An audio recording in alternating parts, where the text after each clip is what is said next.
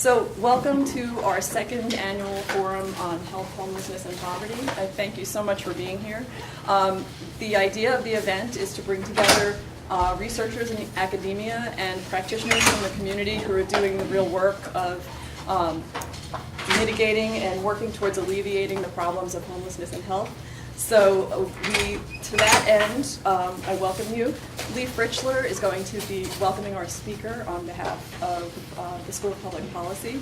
I'd like to thank a few people before we get started. The Policy Studies organization is the supporter of both the World Medical and Health Policy Journal, where we will publish some of these articles to further the conversation beyond the confines of this room. We also would like to thank the School of Public Policy, the Center for the Study of International Medical Policy and Practices, and the Center for Nonprofit Management at George Mason, all of whom have contributed to helping bring this event together. So without further ado, I'll welcome Dr. Fritschler. Thank you, Bonnie, and thank you for asking me to welcome you all. I'm doing it on behalf of our Dean, Mark Roselle, who unfortunately at this moment is at a meeting in Fairfax on the main campus. It's one of the hazards of having separation between campuses. It takes quite a while to get between the two, especially during the daytime when there's traffic on Route 66, or 60. What is that route? 60, 66, whatever it is. I've repressed it. The school welcomes you. We feel that this is just exactly the kind of program we like to be a part of. It fits in neatly with the interests of our faculty and a large number of our students. The school is about 25 years old now. It is a graduate school. We have about 800 master's degree students and probably around 30 to 50 PhD students, and a full-time faculty of around 50 students. You're in our very new building, which we think is about the best academic building on the planet. I can't think of one that's better fitted out for academia than this one is. So welcome and take a look around. Now Mark Johnston is the speaker today. I think most of you know a great deal about him. He's had a very fine career in government. He's one of those government people who makes me anyway, angry when I think about the shutdown of a few weeks ago, because he is doing and has done for years excellent work in the area of homelessness. He is a Deputy Assistant Secretary at HUD. He is very interagency oriented. I noticed one thing in his biography which I found very interesting. He worked, I think it was over a period of a year, with the Veterans Administration and reduced homelessness of veterans by 10% in that year. That's quite an achievement. So congratulations on that. Why don't you take your position up here? Okay. And Mark said he'd like to take questions very soon, so I'll let you play that by ear. Great. Welcome. Thanks for the very kind introduction. Good afternoon. It's a pleasure to be here. For me, this topic of health, homelessness, and poverty, it really relates to my background. As was suggested, I've been involved in this area for quite a while, for actually just over 30 years. And I began right out of grad school working for the Department of Agriculture on anti-poverty efforts. And one of my rotations as a fellow was to the White House on a Presidential Commission on Hunger. And the thing I learned most there was not anything about hunger, but about homelessness, in that I had writer's block one day, and I left the White House area, and I'm walking around the ellipse, and I see this guy sleeping on a heating grate. This is 1983. And back then, there were very, very few homeless people in most cities. And there were actually 3 guys sitting there, so I sat down and said, what are you guys doing here? It's like 20 degrees, it's in the middle of winter, and there's a homeless shelter that just opened up. And the man that was responding to me was named Saif, S-A-I-F, and he said, that shelter's really dangerous. And I checked into it, and frankly, there were no rules back then, and he felt safer living on the streets than he did in a shelter. And so I kept engaging him for about 2 years. He did not want to come off the streets. and he became increasingly more mentally ill. He was afraid the State Department was going to be taking him away. And then one day he just disappeared. And so that was my first introduction to the notion of homelessness, and went back to the Department of Agriculture and started working on that topic. Fast forward 30 years till today, the Department of Housing and Urban Development is very close to a train station at L'Enfant Plaza, and that's how I get to work and leave to go home every night. And as I do that, there's a guy named Stan near there who's in a wheelchair, African American, severe back problems. He's in a wheelchair because of that. He has AIDS. He has a whole host of problems, but he's always got a big smile on his face. And started engaging him to figure out, why are you out here like all the time? And he's been waiting for a voucher. He's been waiting for the health care. So I start working with the local housing authority and with the VA, trying to figure out if we can get him housing, because he's panhandling day after day, sitting in his wheelchair. He can hardly move around. Finally gets in, and so I'm thrilled. Got him housed, right? And the very next day, there he is, panhandling again. So I said, Stan, what's going on? He goes, well, don't have any money, so I don't have any food. So I got a panhandle. Well, what do you mean you don't have any money? Well, I put in for my disability 7 years ago, and they're still assessing my claim. And so he's still out there. Today, I'll see him again, because our systems, while they're better than they were back in 1983 when there were no federal resources on homelessness, there was nothing on housing, there was nothing on health care, there was nothing on mental health, or frankly, anything else. We have a lot of resources now, and they're working, frankly, a lot better, but we have a long ways to go in actually collaborating between agencies to get stuff done for people. I also wanted to just give you a brief overview, and I realize many of you are experts in homelessness, but I want to give the sort of 30,000-foot look on homelessness so that we're all sort of on the same page as we go into this forum by using some numbers that we collect through the annual point-in-time count. There are, at this point, about 600,000 persons that are homeless, that is on the streets or in a homeless facility at a point in time in January. And as you know, we require that each community do a point-in-time count, and we find, and I trust communities do, and the ones I've talked to tend to find them helpful, to really know the size and the nature of the problem. You gotta know it, and I think as researchers you appreciate that. So while it's a gross kind of effort to get on one night how many people there are in this country, in every city, in every county, how many are homeless, it is a good indicator about the size and frankly the nature, because there are a number of questions asked about the characteristics of homeless persons. For instance, we know that about 2/3 of all homeless persons in this country are single individuals. That means 1/3 are families with children. We have about 100,000 persons who we consider to be chronically homeless. That is, they're out there for a long time and they have at least one disability. We have about 1 in 10 homeless persons, about 60,000 who are homeless veterans, which I think all of us would agree is a shame. They have risked their lives for us, they come home and there's no home for them. So that is a continuing focus of this administration. I'm going to get into that more in just a few minutes. We know, and it's well underreported, there are at least 10,000 people who are homeless who have HIV/AIDS. We also know that homelessness is very concentrated. We know from the point-in-time counts that a lot of homelessness, while homelessness is in suburban, urban, and rural areas, that 5 states account for half of all homelessness, and these are coastal states. So California, Texas, Florida, New York, and Georgia. A significant percentage of all homeless persons live in very large cities. So it's a very concentrated problem, although it is everywhere. There are certainly concentrations in certain states and in larger cities.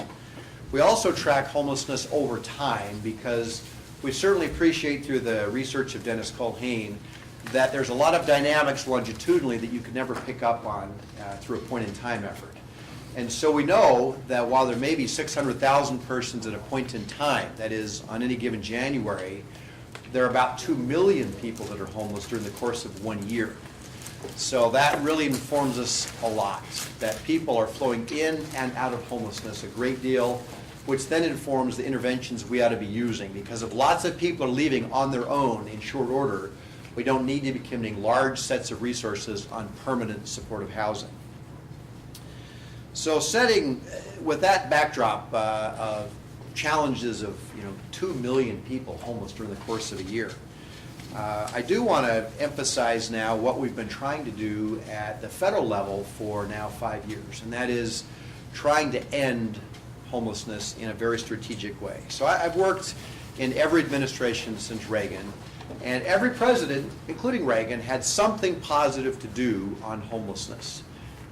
Their plans were hopeful, but frankly not very focused. So plans of the past would be plans such as, I want to break the cycle of homelessness, or I want to end the tragedy of homelessness. But it wasn't actually measuring and ending homelessness until this is the first administration that's committed to doing that. And I'm a career guy, I'm not a political person, so I'm freely saying what I really think here. So I really am impressed that we now have an administration who is saying, we don't want to just break the cycle or have a little soundbite that sounds like we're trying to do something, we're actually trying to end it. And it's taken, frankly, a lot of work. In 2009, the president issued Opening Doors, a plan to prevent and end homelessness with very specific goals, and it includes 19 different federal agencies. So everything from Housing and Urban Development, which does the housing part, and that makes a lot of sense, to Health and Human Services and a range of agencies within HHS that confront homelessness, to other agencies that you might not think about, like the U.S. Department of Agriculture, which confronts rural homelessness, but frankly, even more importantly, has mainstream entitlement programs like food stamps. And even to the Department of Defense, when they close down bases, there's a law, the Realignment Act, that requires that every one of those properties be reviewed, frankly, by me at HUD to assess if we could use those bases to house homeless persons. So there are 19 different agencies, each of which have some role in ending homelessness and is part of this federal plan. The overall goals of the plan are to, first of all, end chronic and veteran homelessness by 2015 and end family and youth homelessness by 2020. And that was intentional. We didn't want to bite off the whole apple at once. We knew, frankly, we couldn't possibly accomplish that with so many people being homeless and limited resources given the recession that we were in the middle of when we just started rolling this plan out. The implementation really was trying to focus on using best practices, evidence-based approaches to strategically use interventions for different populations as opposed to just a generic approach to confronting homelessness. So we have learned a great deal from research over the years on homelessness. One of my first areas of working on homelessness at the Department of Agriculture back in the mid-'80s was working with our contractor at that time, Marty Burt, on the first national survey of homelessness to get a sense of the size and nature of it back then. And that was our baseline to figure out where we're going to be going. For many years, we thought that transitional housing, for instance, was going to be a key solution to ending homelessness. And more, by practice and frankly by research, we are seeing that while it probably is an effective tool for youth homelessness, for domestic violence, and perhaps one or two other subpopulations, overall it is not a largely effective or cost-effective intervention for homelessness in general. A recent effort looking at a number of different cities found that transitional housing costs about $22,000 a year. And yet the outcomes are fairly mediocre. About 45% of the families helped fell back into homelessness. Another intervention, which is frankly a bit counterintuitive to me and to many people, called rapid rehousing, has some really promising results. That program has a cost of about $4,000 a person, and yet the outcomes are far better than transitional housing. About 85% of people that went through rapid rehousing, which is get them into an apartment, provide the utility assistance, give them a little bit of case management, but not a whole lot else, other than the expectation that in 6 or 9 or 12 months they've got to be paying for that apartment on their own, has been wildly successful. So even a year after we stopped the assistance, 85% of those families were still in those housing situations. So much less cost, much greater outcomes. And in times like these, when we have horrific budget challenges, We need to find strategic interventions like that to be solving this problem. We also are evaluating the long-term impact of programs like rapid rehousing, and I don't know what that's going to be. We're doing a longitudinal study to track a number of interventions over a 36-month period to get a sense of, for instance, people in rapid rehousing, great after the first year if you're still housed, but do you actually get more income by getting employment? Do you actually start lifting yourself above the poverty line? We don't know that yet. We know we can stably house people even a year after the intervention stops. We don't know what the long-term impact is for that.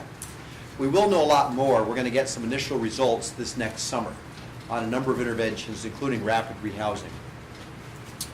We did find also in the research, Dennis Colhane found this first, that there's a small component of the homeless population, as you well know, the chronically homeless, who absorb a huge amount of the resources. About 50% of the resources go to about 15% of the people, because these folks on the streets are not just on the streets. They're constantly going to emergency care centers. They're going to detox. They're going to mental hospitals, costing $40, $60, Seattle found $80,000 a person for 1 year. And at the end of that year, where are they? They're back on the streets. So we have spent a lot of focus in this administration and the previous administration, Bush 2, on trying to end chronic homelessness because of that huge cost to the person living outside for extended periods of time, but also for the public reason of spending exorbitant amounts of money with having no good outcomes whatsoever. We're able to do this really because we're relying on research to inform us on what we should be doing. For example, people were quite skeptical on housing first, this notion of getting somebody on the streets and moving them directly into their own apartment immediately, not going to shelter, then not going to transitional housing to prepare them to go to permanent housing. Just put them in housing. Sam Sabaris, a former outreach worker who is sort of the founder, at least I consider him that, of Housing First, said, when I did outreach and I'd say to people, so do you need stabilization? What is it that you need? And they'd say, you idiot, I need housing. I need to get a house to live in. And that was transformative for him and frankly for the whole country. That people don't have to become housing ready. We need to get them into housing so they can start focusing on the rest of their life. And the data has really informed us on that. Sam did a study of his own projects. I then did a study on Sam's projects and other Housing First projects just to reaffirm what he was doing. And sure enough, 85%, actually 84% of folks that were in Housing First, like chronically homeless persons with severe mental illness, a year after that were housed. It's not to say they were sitting in their apartment the whole time. A lot of them fell out. They went to emergency rooms, they went to hospitals, they went to jail. But because they had services connected to them, they did get back into that housing and were becoming stably housed. The data really do show that people living off the streets, moving into permanent housing, can stay there, can really thrive. So that's a huge savings in lots of different ways. It's first and foremost important for that individual who really has had horrific experiences. I remember talking to a woman that Sam introduced me to, living in Central Park, trading sex for drugs. She really needed drugs. And then one night, the guy said, I'm not going to give you the drugs, held a gun to her head and said, but I want the sex anyway. And she realized, I got to change my life. So living in Central Park is really not where I need to be after many, many years. So she came off the streets directly into an apartment that I was in, and it was beautiful, and it was hers, and she owned it, and she was a highly functioning person as a result of that trust in her. So I've talked about Housing First as a notion, and that pertains to not just moving into permanent housing for the chronically homeless, but this notion of rapidly rehousing somebody. Perhaps families with children that don't need long-term permanent subsidy. They're pretty high functioning, but they need a leg up. They need to get into that apartment so they can stabilize, so they can get the kids back in school and start looking for a job. That also is a notion of Housing First. Moving them in, the assistance might not be that long, but they can stay in that housing going forward. There are some examples of the importance of evidence-based research in current homelessness policy, and I really have come to appreciate evidence-based. And it started out with that first research project that I worked with Marty Bird on 30 years ago, just understanding homelessness better so you can be more informed on how you do the interventions. And I always try to look at the research before we push any policy out there to the country, because if it's not steeped in research, who knows if it's going to work. We've done too much trial and error in this country in trying to solve homelessness over the years. Another area where data and research has really changed the way we think is this connection between housing and health care. We do recognize that many people experiencing homelessness are also experiencing physical or mental illness. Jim O'Connell and I have worked on different things over the years, and I think probably many of you know Jim, just the most humble guy in the world. I remember the first time I met him, I said, so where'd you go to school? And he kept saying, well, I went here. I couldn't get into this school, and I was too old. And, you know, he went to Notre Dame, Brown, and Harvard for medical school. And he will never tell you that. And he's been an outreach physician for 30 years on the streets of Boston and collecting data on the people that he serves. And he knows them all by the first name. He's collected amazing information on them that really has formed me, and I think the whole country, on how we need to be confronting homelessness, especially persons on the streets that are really at imminent risk of losing their lives. That's been one of his focuses. So some of the research that he's found is that people who are homeless, being out on the streets, are 3 to 4 times more likely to die than the average population. The average death of a person who is homeless is between 42 and 52 years of age. That's a pretty stunning and concerning age, given that I'm older than both of those ages. But it's amazing to think that the average person on the street is going to die between age 42 and 52. People who experience homelessness who die at a young age often are known to the healthcare system, which was kind of an illuminating thing for me to appreciate. He did a 5-year study of 119 chronically homeless individuals living on the streets of Boston, and the individuals totaled more than 18,000 visits to the emergency room. So that's 119 people, 18,000 visits. And more than 80% of them had some type of health insurance. Nevertheless, a quarter of them died. So his conclusion from that study and a number of others that he's done is, quote, "This public health crisis will not be ameliorated until the housing, health care, and other supports become fundamental rights for every human being," unquote. And I think it's important to appreciate that connection between housing and health care. Cycling chronically homeless persons through very expensive public systems that were never designed to solve homelessness is an inherently inefficient way to approach the problem. When you look at the costs of shelter compared to these, or housing, compared to these other systems, it's kind of stunning that we allow it to happen. So the typical per day cost for shelter is $28. For affordable housing, supportive housing I mean, that's $31 a day. You compare that to hospital inpatient treatment of $1,900 a day, emergency room visit for $900, a psych ward visit $600, or detox for $250 a day. So housing is clearly a form of health care, and frankly a much more cost-effective one. So one of the places where we, and I mean the federal government here, have realized this is the HUD-VASH program, where 20 years ago a group of 6 of us sat down and said, the VA has a great health care system, but these homeless veterans need more than health care. They need housing. So how could we connect VA's healthcare system to mainstream housing resources at HUD? And we created what's called the HUD VA Supportive Housing Program, or HUD-VASH. And it's been a true partnership in that we actually co-administer this program in law. And we intentionally wrote the legislation that way to force us to work together. And we do it all along the way. So we jointly, for instance, develop the policies on how the program will operate. We jointly look at all the data on homeless veterans in the country through the point-in-time count and to allocate together how many vouchers go to which city based on the number of homeless veterans who are there. We track the progress together in terms of how successful the intervention is, how quickly people get housed, and how long they stay housed. Then we go out and do site visits to see how well these local operators who are doing the real work are functioning and try to help them improve. So I've learned through that effort over the last 20 years that collaboration, and I think all of us appreciate this, collaboration is not natural, it's not easy. It takes a lot of time and it's often very, very frustrating.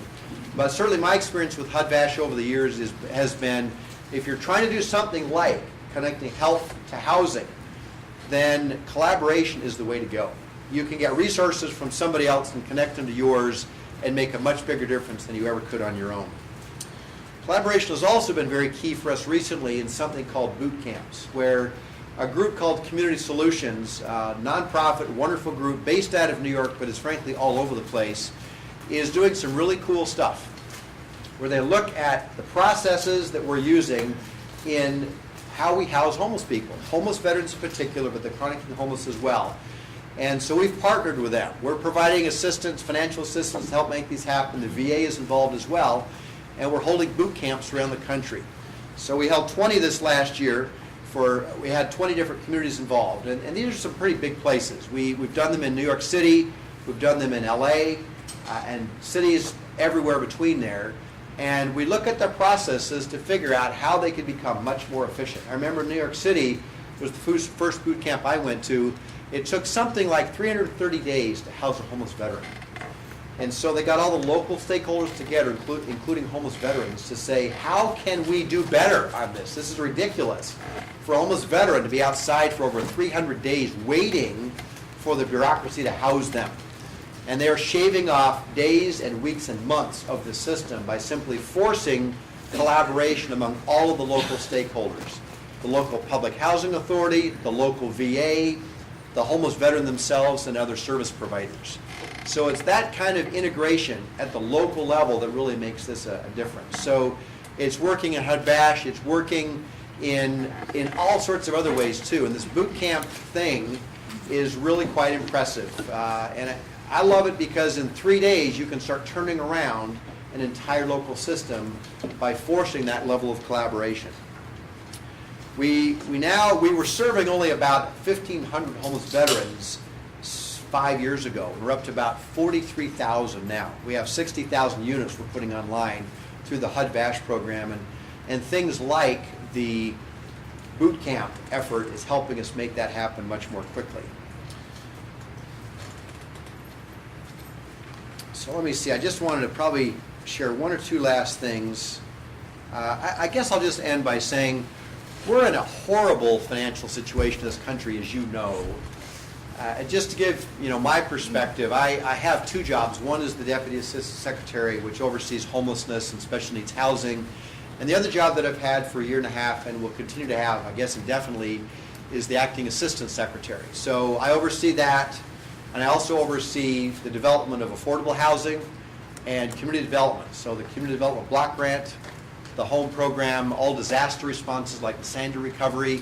And so when I look at the budget levels that I personally am getting for my area, it's really depressing. My largest affordable housing program has been cut in half, from nearly $2 billion to less than $1 billion now. Wow. That's a program to create new affordable housing so that people who are leaving homelessness have somewhere to go. And so it's tough to make progress when budgets are getting sliced. My largest community development block grant program, it was a $4.5 billion program. It's now around $3 billion. It's been sliced 31% in just the last couple of years. It's awfully hard to make progress on that front in terms of creating more housing. So we're really feeling the pinch on the HUD side. The VA is starting to see that because they're going to get sequestered this next round. Well, they haven't been cut with any of their programs, but they will be this coming round.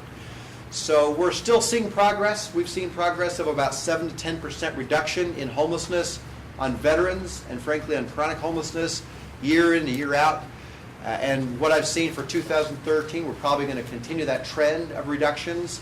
My concern is that we're close to plateauing, though, if we continue to get actual real cuts to our programs. Even in the homeless programs, I have $2 billion in our homeless funding for continuum of care, and this is the first year we're actually cutting homeless projects because we don't have an appropriation sufficient to actually fund them all. So I don't want to be totally depressing on this, but I want to be a realist as well. And for me, having tough budget times just underscores the importance of looking at data, understanding the research, and being as strategic as we can to confront problems with the limitations that we've got. So let me close there and see if you have any particular questions. I don't bite, so feel free to. Sir, factual question? Yes. You just mentioned affordable housing and said the BEST program that you had was cut significantly. Which program? The home program. Thank you. Yeah. So yeah, it was at about 1.9 billion. We got some bad press in part. That was part of the start of it, and the Congress said, you know, we got a budget problem too, so you're gonna, the House actually was looking at funding it at like $700 or $600 million. You can't even create much housing with that because by law you spread it across hundreds of communities. So if your community gets $30,000 for an entire home grant, there's nothing you can do with that. So it's not just the level, it's the impact of how the funds are distributed. So, yes? Your boot camp initiative? Yep. Is that just for veterans or any community? It could be anything. We started out with veterans. We've now expanded to the chronically homeless as well. What we're seeing is our goals of ending veteran and chronic homelessness for 2015. So that's our primary focus with the boot camps, is those two populations. As we end those population problems, you know, by 2015, hopefully, perhaps slightly beyond that, we'd be more than interested in focusing on other populations as well. Do you go in specific communities and do this? or- We do. So I do it mainly by Skype because I can't travel anymore. But I've been to many of them, and I Skype or am at every one of them. And so we'll typically have 8 cities in the room, and partly that's competition. So we might have LA, Atlanta, Buffalo, whatever in there, and about 8 people on each team. So the local public housing director, the local VA director, the local continuum of care homeless provider, hopefully a homeless person as well. So key people in each of those, they all focus on reducing their own processes by many, many steps. And then they sort of have to call out what they're doing to the other people in the room during the 3-day period. So there's a competition between them on how aggressive they can be. So how would you be able to get more of your city involved? Well, we do it in a very strategic way. We look at how many homeless people are there. And so we're not looking at Peoria, frankly. You know, if there's a city with 50 homeless people, we just don't have the time to do that, or the money.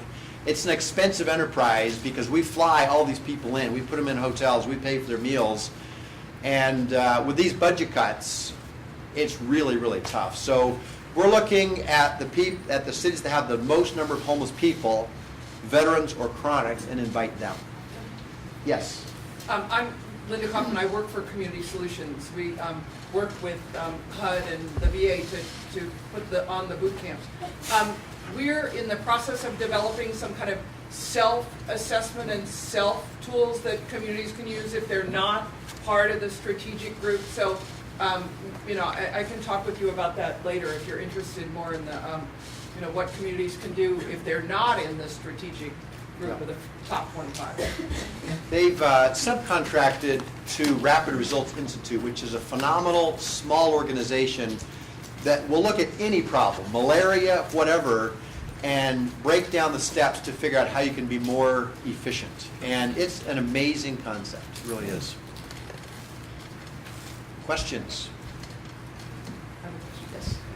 So one of the things that I've struggled with over the years is that when you talk about affordable housing, the requirement is that it's for people who are at 60% of AMI or below for a lot, I think, for the HUD It depends on the program. Okay. Yeah. And you know, I know that in order to sign up to be on the waiting list for the Housing Authority, you have to be under a certain level of income. And the folks that I work with are not at 60% of area median income; they're maybe at 6%. Right. The folks that that I want to get into the Housing Authority are not people who are just poor; they're people who have nothing.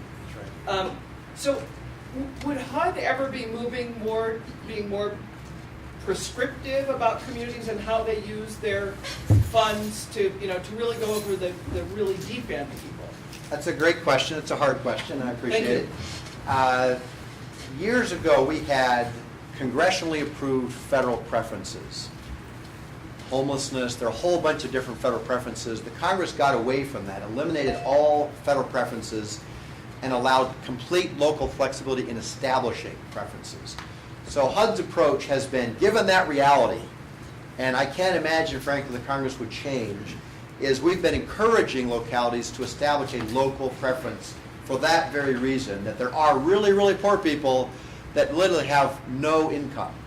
And if you're a public housing agency, you may not want to serve homeless people for a couple of different reasons. One is they're a little bit more high maintenance, frankly, than somebody who has a job. A little bit.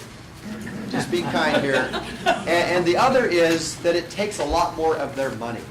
So you pay 30% of your income. Well, if you have no income, then you're not, as a tenant, contributing anything, and the public housing agency contributes everything. So they can't serve nearly as many people if they serve only homeless people as if they serve people that have higher incomes. We too, frankly, would prefer that all of them would be serving more homeless persons. So we've done a couple things recently. One is we did a national study that just came out probably 3 weeks ago. I'm not sure it's public yet, but I can get it to you. Okay. On all public housing agencies and what they do to confront homelessness. All the different ways they look at housing preferences to serve homeless people. And it was much more complicated than HUD appreciated in terms of how they do it locally and what they do. I was impressed that many, many communities have established local preferences. The last time I had done a randomized sample of public housing agencies to see this, it was almost 30% of all public housing agencies chose to do a local preference on homelessness because they saw the value of it. From the bully pulpit, we have really pressed hard. Our secretary really encouraged every community to really focus on homeless persons with their homeless preferences. And it's really turned out very well. The most recent success was Los Angeles. One of the two largest public housing agencies in America just decided that all of their turnover, so whenever somebody leaves their housing list, leaves their Section 8 or public housing, the turnover will go to a chronically homeless person. So not even a homeless person, but a chronically homeless person, somebody on the street. So even though it's going to cost them a lot more money, they see the inherent value of targeting the people that are most in need. So we're going to be doing a lot more work on that. Okay? Good question. Other questions? Yes. So what are the difficulties for somebody from a small town or rural area community? The very way that homelessness is defined and the very way that it's funded make it very difficult for small towns and rural areas. Again, I know you mentioned sort of rates of homelessness being much smaller, but I wonder, is that a function of the way that HUD defines it? Urban being the middle name of HUD. Well, services start in urban areas, so we have a point to define surveys. We do research in a very small community, and it's not very long before you have a really large sample of homeless folks. Very few of them show up in the point to define surveys because the coping with homelessness is very difficult and hard to find. So I guess the question is, have federal agencies thought about thinking differently about homeless counts and definitions? Good. Excellent question. A long-standing topic. Yeah. So let me give the context here. The act that created the federal homeless programs back in 1987, called the McKinney Act, they defined homelessness for HUD, which essentially is people on the streets and people in homeless facilities, like emergency shelters and transitional housing. They then separately defined for the Department of Education a different definition of homelessness, which is what I just described, people on the streets and people in homeless facilities, and people who live in trailer parks and aren't happy about it, and people who are living doubled up, okay? So I like that. I think it's great to have two different definitions, and normally I don't. I'm a very simple-minded kind of person. I like straight lines. I like to just figure it out black and white and move forward. But the reason I like two different definitions is this. Housing is not an entitlement. That's why we have 2 million homeless people out there. Education is an entitlement. Every child can go to school. The benefit of education defining homelessness in this very broad way, including people living doubled up, is they can have school workers go to those homes and help those kids get back into school, which is fabulous. So having a very broad, expansive definition to get kids into school is fabulous.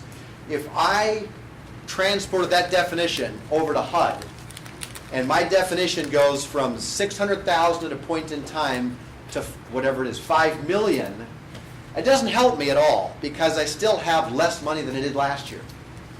Okay, I only have 200,000 beds that I fund, and I have 600,000 people. Giving me 5 million more people doesn't do anything for me other than water down who I help.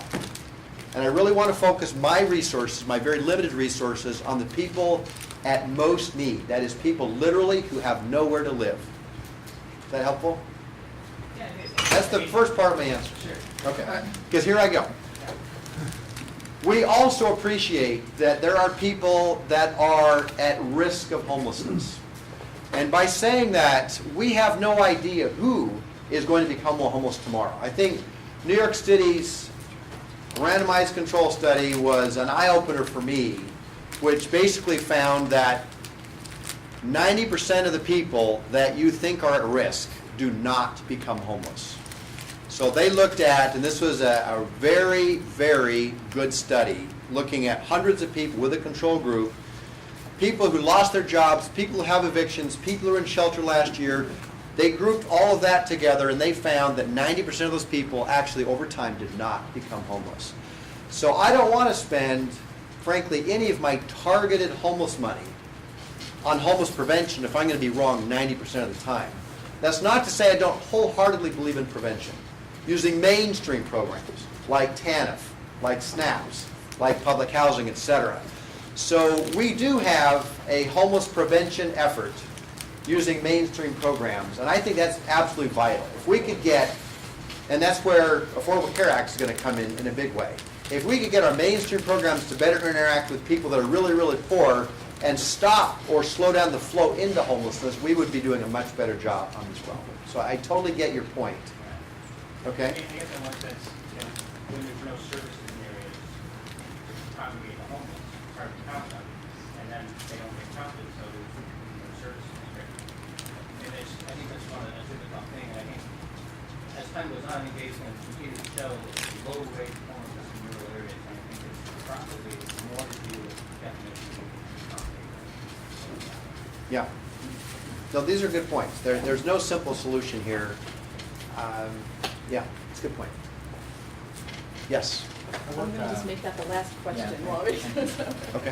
I work for HRSA and the Health Center Yep. program, and specifically, I guess, collaborating on technical assistance for healthcare for the homeless program. Sure. From the HUD perspective, how best do you see HHS, but HRSA specifically in their health center program as a partner, how best moving forward? Well, I've worked with John Lazier for many years. I really wish, to be candid, that we had better connections between HUD and HHS. The challenge with HHS is that it's so huge. I think they have maybe it's 8. I think they have 8 separate agencies inside HHS that are completely different, that work in different cities. They're based in different cities. So they are not even able to collaborate that readily within the department. So I'm on a joint task force right now for ending family homelessness with 2 different parts of HHS, the side that does child assistance and the side that does Medicaid. And there's just a lot more we could be doing there. We're jointly doing a data sharing where HMIS, the Homeless Management Information Systems on client level data for HUD, is hopefully now going to be used by multiple parts of HHS. It's taken 5 years to get there. And that's part of the challenge. It's so big, and it's so big that it just takes a while to get there. So there's some good stuff we're doing. We have a long ways to go because I really think other than HUD and VA, the next best connection is HUD and HHS to really be connecting much better housing to health care that HHS has. So, all right, thank you very much for your great questions and your time.